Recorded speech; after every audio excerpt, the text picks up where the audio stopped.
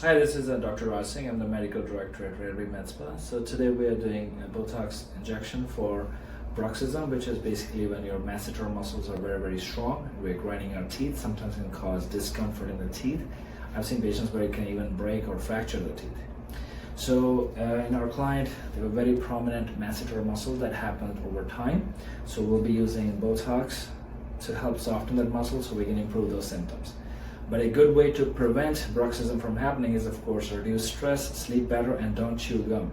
If you have bruxism or your masseters are already very strong, chewing gum even makes them even more stronger. So that's my little tip, but let's go ahead and get started.